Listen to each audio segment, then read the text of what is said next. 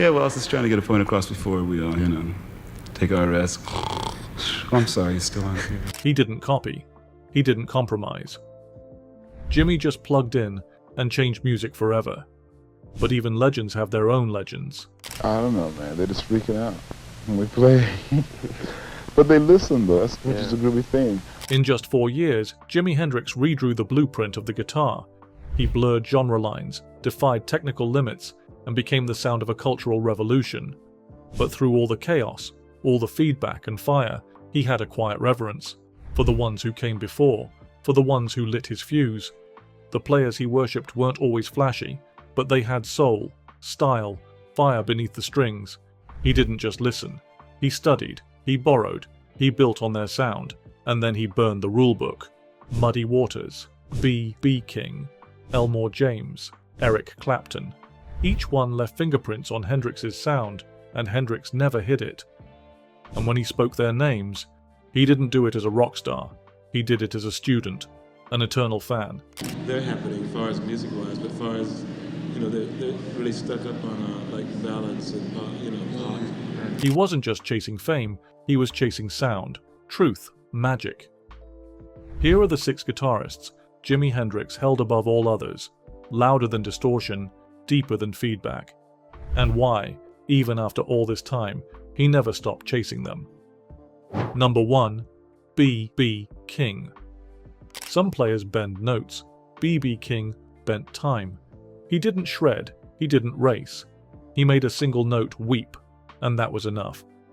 From juke joints to world stages, King carved out a voice so personal it sounded like a conversation. And to Hendrix, it was the purest form of truth.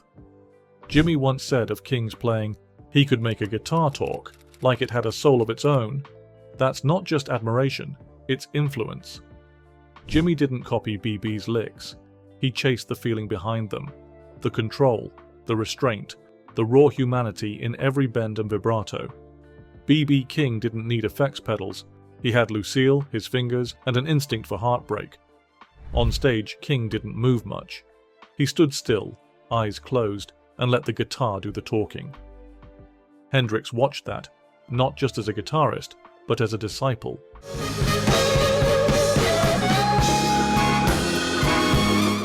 There was no showmanship for showmanship's sake, no fireworks, just precision, elegance, pain and joy dripping off the fretboard.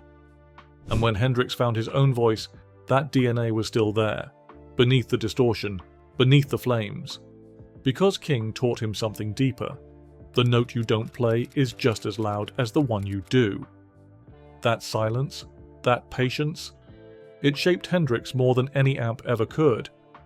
Other bluesmen gave Hendrix grit, King gave him gravity. There's a reason BB was always in Hendrix's rotation, recorded, studied, replayed. Not for technique, but for truth. He wasn't just a king of the blues, he was the king of tone. And for Hendrix, that tone was sacred. This wasn't mentorship, it was inheritance. And every time Hendrix played slow, really slow, you could still hear BB whispering between the strings. Number 2. Muddy Waters. Some players shaped genres. Muddy Waters shaped electricity. Before fuzz pedals, before feedback, before psychedelic solos, there was Muddy. Barefoot in Mississippi, electric in Chicago. He took the delta and plugged it into an amp, turning the blues from a whisper into a roar. And Hendrix? He never forgot the sound of that ignition. Hendrix once said, "Muddy Waters is the first guitar player I ever heard. I think it scared me." That fear, that was power.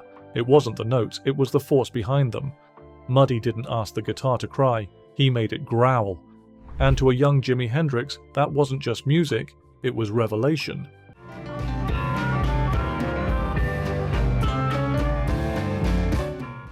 Waters didn't play to impress.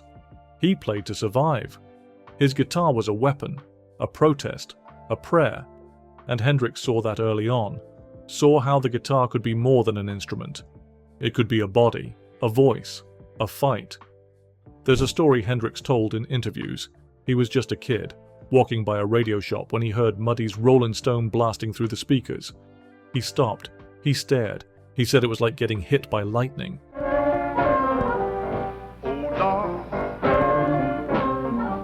Because Muddy didn't just invent the electric blues, he lit the fuse for everything that came after. You can trace a direct line from Muddy to Chuck Berry, from Chuck to Jimmy. But Hendrix always circled back to the source. Muddy wasn't polished, he wasn't pretty, he was primal, and that's what Hendrix chased his whole life, not perfection, but power. Other players refined the blues, Muddy sharpened it, and Hendrix, he carried that blade into the future. This wasn't inspiration, it was ignition. Every time Hendrix struck a chord with fury in his hands, Muddy was right there in the burn. Number 3, Elmore James. Some guitarists bend strings, Elmore James bent time. Before Hendrix slid across stage floors, before feedback became fashion, Elmore James was already turning a guitar into a scream.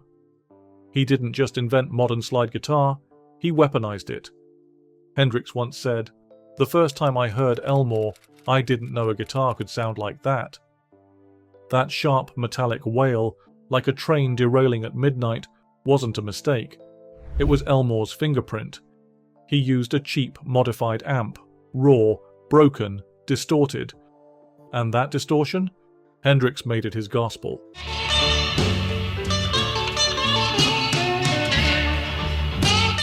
Elmore didn't solo like the Jazz Cats, he didn't improvise with elegance. He struck, slid, stabbed, and wailed. His slide guitar sliced through every record like a knife through static. And Hendrix, he took that sound, stretched it, and strapped rockets to it. Hendrix wasn't copying, he was translating.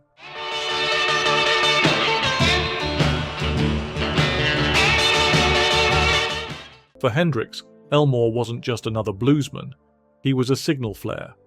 Proof that guitars could speak in tongues, scream without words. That sharp, trembling cry of metal on steel. Hendrix heard it once, and never let it go. Number 4. Albert King. Albert King didn't just play the blues, he stared you down through the strings and dared you to look away. With his massive hands gripping an upside-down flying V, he tore into each note like it owed him something. His sound wasn't polished, it was raw, jagged, dangerous. And Jimi Hendrix, he once stood in the wings just to watch Albert bend a single note into another dimension. Albert claimed, "I taught Hendrix a thing or two." He wasn't bluffing. Hendrix studied Albert's every move, his phrasing, his power, and especially that fearless sense of space. Albert didn't flood songs with notes, he made each one count, and when he hit like a freight train wrapped in soul. One big fight, born on a bad side. Their meeting in the mid-60s left a mark. Albert didn't treat Hendrix like a fan, he treated him like a student. Some even say he was cold to him. But Hendrix didn't mind. He was listening. That icy tone, that standoffish power, it bled into Jimmy's own playing. The way he let a phrase breathe, then punch through the silence with violence. That's Albert King, echoing through Woodstock. Albert never chased the spotlight. He was the spotlight, and even in Jimmy's most chaotic solos, you can feel it. That slow, menacing fire that only Albert King knew how to light.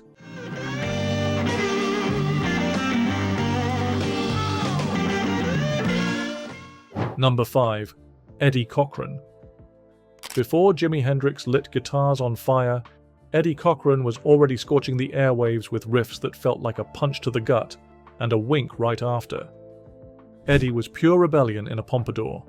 He didn't just play fast, he played sharp, each note dripping with swagger. His breakout hit, Summertime Blues, wasn't just a rock anthem, it was a warning shot. Cochran turned teen frustration into electricity. Jimmy once said, "He made the guitar sound like a voice, a real voice." That mattered, because Hendrix didn't just want to play guitar, he wanted to speak through it. And when he heard Eddie slice through "Come On Everybody" with his tight, overdriven licks, it stuck. Sometimes I wonder what I'm gonna do, but there ain't no cure for the summertime blues. Cochran's tone wasn't messy, it was clean, punchy, razor sharp. He'd roll through a riff with confidence, but he always made space for the groove. Hendrix learned early that distortion means nothing without control, and that lesson came straight from Eddie's playbook. Eddie was also one of the first to experiment with multi-tracking guitars, layering rhythm under leads. Jimi took that idea and exploded it across an entire galaxy. But the seed? It was Cochran. Despite dying tragically young, Eddie's influence roared far beyond the 50s. Jimi didn't sound like him, but you could hear Eddie in the structure, the attitude, and the way Hendrix stood in front of an amp and made the room feel something before he ever sang a word.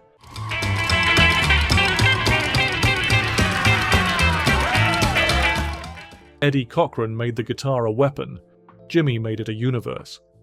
But without Eddie's sharp edge cutting through the noise first, the path might never have opened. Number 6. Eric Clapton. For all the cosmic energy and wild experimentation that defined Hendrix, one of his deepest sources of respect was someone much more reserved. Eric Clapton, Slowhand, wasn't about theatrics. He was about precision. And Hendrix noticed.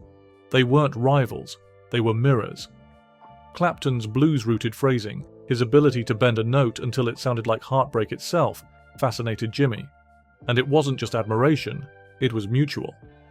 In fact, Hendrix once crashed a Cream show just to jam with him.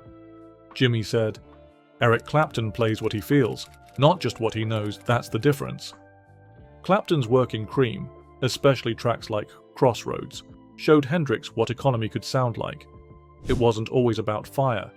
Sometimes the cleanest cut left the deepest scar. Hendrix studied that, how Clapton could go from whisper to wail in the same bar without losing the blues thread.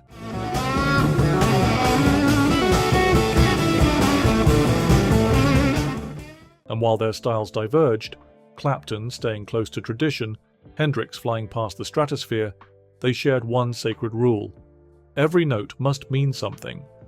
Clapton might have worn a suit and Jimi might have worn feathers, but they were both preachers of the same gospel.